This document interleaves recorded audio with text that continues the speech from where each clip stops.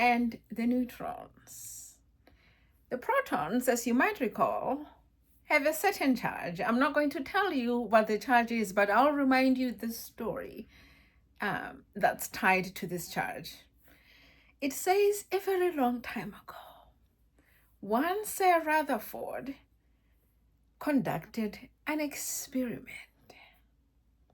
And through this experiment, if I understood the experiment correctly, please correct me if I'm wrong, he exposed a nucleus to a surface, and then what happened was the nucleus was reflected.